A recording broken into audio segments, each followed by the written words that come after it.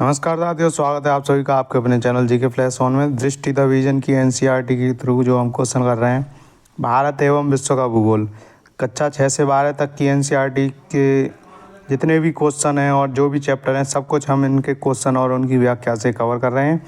Daily 10-10 question हम कर रहे हैं। आज हमारी ये वीडियो 7वीं वीडियो है, तो चलते हैं। आज हम इसके 5वें चैप्टर पे थे। स्टार्ट करते हैं 5वें चैप्टर का पहला क्वेश्चन। जलमंडल में कौन सी अवस्थाओं को सम्मिलित किया जाता है?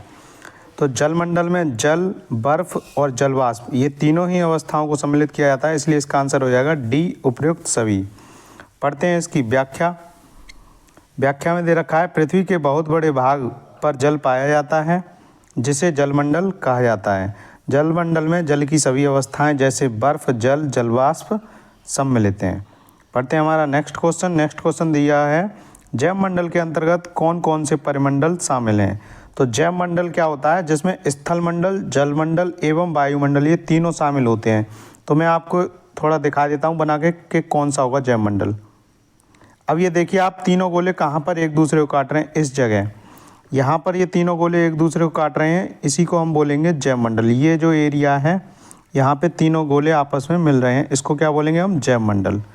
तो अब आपके समझ में आ गया होगा जैव मंडल किसे कहते हैं। जहाँ पर जैसे मान लीजिए ये वाला गोला हमारा स्थल मंडल का है, ये जल मंडल का है और ये वायुमंडल का है। तीनों अलग अलग हैं, लेकिन यहाँ पर ये तीनों मिल रहे हैं। इस एरिया को हम बोलते हैं जैव मंडल।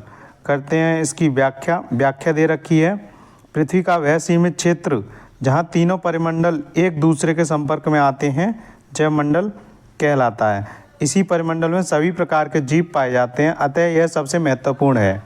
पृथ्वी के तीनों परिमंडल आपस में पारस्परिक क्रिया करते हैं तथा एक दूसरे को किसी न किसी रूप में प्रभावित करते हैं। ये सबको पता है कि तीनों एक दूसरे को किसी न किसी रूप में प्रभावित करते हैं।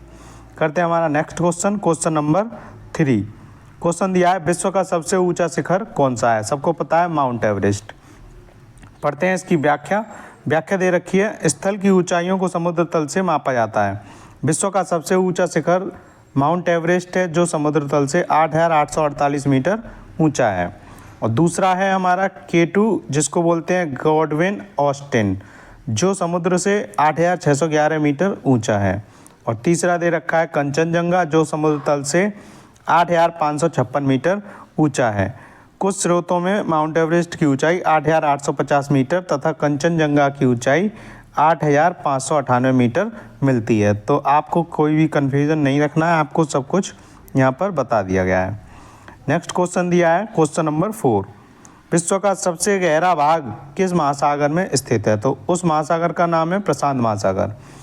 प्रशांत महासागर ही सबसे बड़ा महासागर है और इसी में सबसे गहरा भाग पूरे विश्व का स्थित है। आंसर की व्याख्या पढ़ते हैं। व्याख्या दी है, विश्व का सबसे गहरा भाग प्रशांत महासागर का मेरियाना गर्त है। मेरियाना गर्त जिसकी गहराई है 11,022 मीटर। कुछ स्रोतों में 11,033 मीटर भी मिलती है। पढ़ते हैं हमारा नेक्स्ट क्वेश्चन, क्वेश्चन नंबर 5। तो क्वेश्चन दे रखा है, निम्नलिखित में से पृथ्वी के महाद्वीपों का आकार के अनुसार सही क्रम बताना है हमको। तो सबसे बड़ा महाद्वीप एशिया, सबको पता है, लेकिन ये चारों ही ऑप्शन में एशिया दे रखा है। अगर सिर्फ एक में होता तो हम वहीं से सीधे आंसर कर लेते हैं। अब आपको बता दूं, सबसे बड़ा होता है एशिया और सबसे छोटा होता है ऑस्ट्रेलिया महाद्वीप, लेकिन यहाँ पर कहीं पे ऑस्ट्रेलिया महाद्वीप नहीं दिया है। तो आगे पढ़ते हैं। एशिया के बाद सबसे छोटा महाद्वीप, एशिया के बाद कौन सा है? अफ्रीका।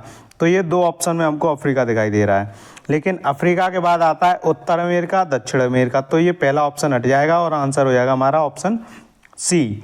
पढ़ते हैं अब इसकी व्याख्या, उससे हम 7 महाद्वीप के क्रम को जानेंगे। व्याख्या दे रखी है, पृथ्वी के महाद्वीपों का आकार के अनुसार क्रम ये है, एशिया, फिर अफ्रीका, उससे छोटा उत्तर अमेरिका, फिर दक्षिण अमेरिका, अंटार्कटिका, यूरोप, फिर ऑस्ट्रेलिया। सबसे छोटा महाद्वीप ऑस्ट्रेलिया है। बस आपको ये 1-2 बार देखना है, रटने की कोई ज़रूरत नहीं है, अपने आप आपको समझ में आ जाएगा। और अगर आप इसको एक बार मैप में देख लेंगे तब भी आप समझ जाएंगे। तो पढ़ते हैं हमारा next question, question number 6। Question दिया है, एशिया तथा यूरोप को अलग करने वाली स्थलीय संरचना में शामिल है। तो एशिया और यूरोप को अलग करने वाली स्थलीय संरचना में कौन शामिल है? एक तो है यूराल पर्वत और एक है यूराल नदी। ये दोनों ही एशिया और यूरोप को जो महाद्वीप हैं दोनों को अलग अलग करती हैं, जबकि जूरा पर्वत इन दोनों महाद्वीपों को अलग नहीं करता है। तो हमारा आंसर हो जाएगा केवल 1 और 2, यानी कि आंसर सी। पढ़ते हैं इसकी व्याख्या। व्याख्या दे रखी है क्वेश्चन 6 की, उसमें हमको सारा कुछ डिटेल में पता पड़ जाएगा। व्याख्या दी है, यूरोप और एशिया एक ही भूभाग के रूप में दिखाई पड़ते हैं, जो यूराल पर्वत और यूराल नदी के द्वारा एक दूसरे से अलग होते हैं, पर व्यावहारिक रूप से यूरोप और एशिया को 2 अलग अलग महाद्वीप ही समझा जाता है। यूरोप एवं एशिया के संयुक्त भूभाग को यूरेशिया यानी कि यूरोप प्लस एशिया कहा जाता है। पढ़ते हैं हमारा क्वेश्चन नंबर 7। क्वेश्चन 7 दिया है, वह कौन सा महाद्वीप है जिससे होकर कर्क रेखा, मकर रेखा और विषुववृत्त तीनों गुजरती हैं? तो ये महाद्वीप है हमारा इकलौता अफ्रीका महाद्वीप, जहाँ से मकर रेखा, कर्क रेखा और विषुवत रेखा तीनों गुजरती हैं। कर्क रेखा होती है 23.5 डिग्री नॉर्थ में, और जबकि मकर रेखा क्या होती है 23.5 डिग्री साउथ में। तो ये हो गई हमारी मकर रेखा। अब बात करते हैं विषुवत वृत्त की। विषुवत वृत्त सबको पता है 0 डिग्री पर होता है। अफ्रीका एशिया के बाद विश्व का दूसरा सबसे बड़ा महाद्वीप है। यही एक ऐसा महाद्वीप है जिससे होकर कर्क रेखा, मकर रेखा एवं विषुवत वृत्त गुजरती हैं। विषुवत वृत्त या 0 डिग्री अक्षांश इस महाद्वीप के लगभग मध्य भाग से होकर गुजरती है। अब हम देखते हैं साउथ में ये क्या है, मकर रेखा, और 0 डिग्री वाली कौन सी है, 0 डिग्री की है ये जो बीच में जा रही है, इसी को बोलते हैं हम विषुवत वृत्त। तो ये तीनों की तीनों एक और यहाँ पर और यहाँ पर, ये तीनों पूरी की पूरी कहाँ मिल रही हैं हमें, ये हमें मिल रही हैं तीनों की तीनों अफ्रीका महाद्वीप में। तो ये इकलौता महाद्वीप है जहाँ पर तीनों की तीनों कर्क रेखा, मकर रेखा और विषुवत वृत्त पाए जाते हैं। क्वेश्चन 8, एशिया को अफ्रीका से अलग करने वाली नहर का नाम क्या है? तो एशिया को अफ्रीका से अलग करने वाली नहर का नाम है सुएज नहर। तो एशिया महाद्वीप और अफ्रीका महाद्वीप को कौन सी नहर अलग करती है? सुएज नहर। पढ़ते हैं इसकी व्याख्या। व्याख्या दे रखी है, मिस्र के सिनाई प्रायद्वीप में बनाई गई सुएज नहर विश्व की सबसे बड़ी कृत्रिम नहर है। यह नहर भूमध्य सागर को लाल सागर से जोड़ती है तथा एशिया महाद्वीप को अफ्रीका महाद्वीप से अलग करती है। 1869 में इस नहर को जहाज़ों के आवागमन के लिए खोल दिया गया, जिसके कारण यूरोप और एशिया के बीच की दूरी काफ़ी कम हो गई। पढ़ते हैं नेक्स्ट क्वेश्चन। उत्तर अमेरिका तथा दक्षिण अमेरिका महाद्वीप किस देश में मिलते हैं? तो ये मिलते हैं पनामा देश में। आपको मैं व्याख्या दे रखी है, उत्तर अमेरिका तथा दक्षिण अमेरिका महाद्वीप पनामा देश की पूर्वी सीमा में एक संकरे स्थल से जुड़े हैं, जिसे पनामा स्थल संधि कहा जाता है, तथा यह स्थल संधि अटलांटिक महासागर को प्रशांत महासागर से अलग करती है। मैं अभी आपको पूरी पृथ्वी दिखाऊंगा ऊपर से कैसे घूमती हुई दिखा रही है। ये देखिए, ये कैसी घूम रही है, क्लॉकवाइज है या एंटी क्लॉकवाइज है? ये है एंटी क्लॉकवाइज। तो आप समझ गए होंगे कि एंटी क्लॉकवाइज हमारी अर्थ कैसे घूमती है, ऐसे घूमती है।